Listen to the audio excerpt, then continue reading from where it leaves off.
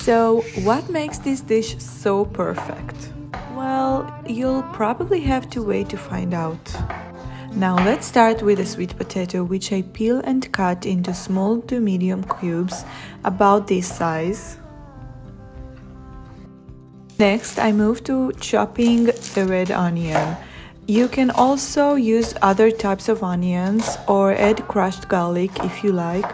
I try to limit my onion intake and prefer to skip the garlic because of my sensitive stomach. I finally chop 3 tomatoes.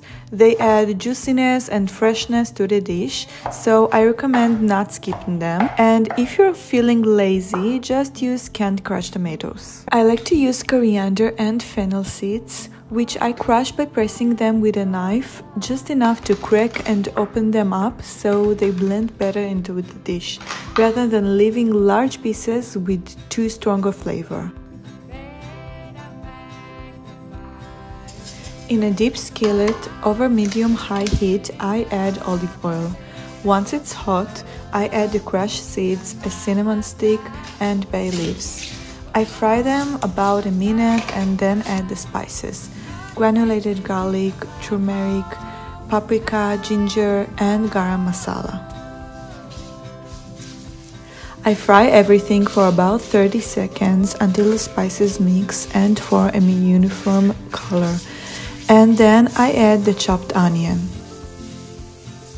I saute the onion until it's coated with the spices and has taken on their color. Then I continue adding the rest, the sweet potatoes and tomatoes.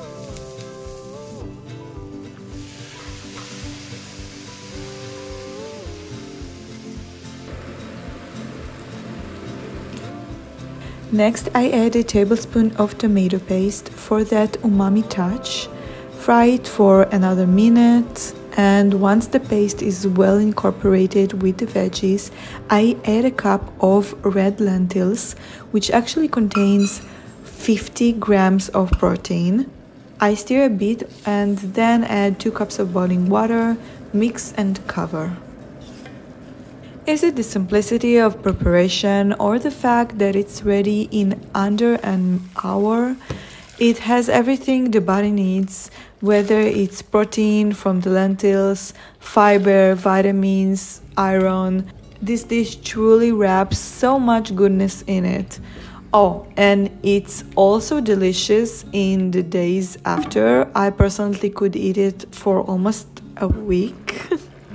And it would still taste great, though it usually gets finished much sooner, no matter how much I make. Every 3 to 4 minutes, I open the lid, stir especially the bottom so it doesn't stick. It should be bubbling, but if you feel it's bubbling too much, just lower the heat. I add salt and cover again.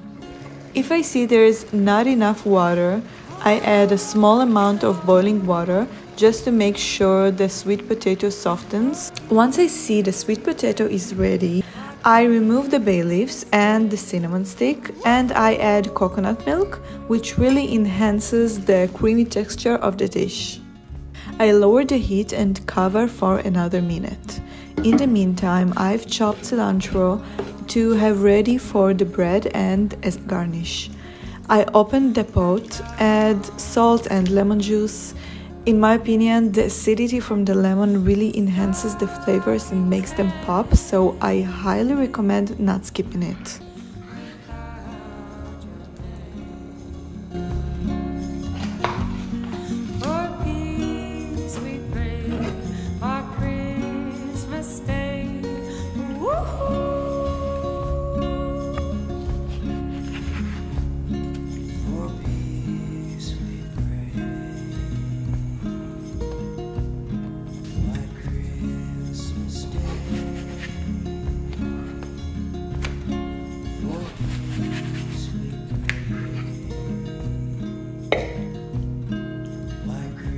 On top of the dal, I absolutely love adding vegan yogurt. I use one that's more tangy than sweet, and it really makes every bite an experience.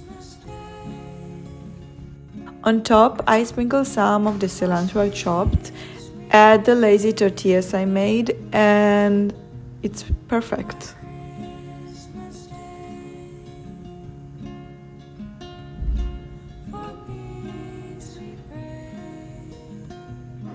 Try like my golden spoon.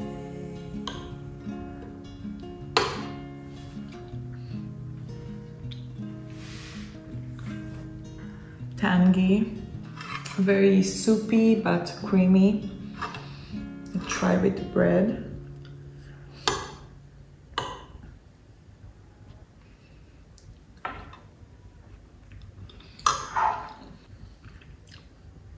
Very interesting.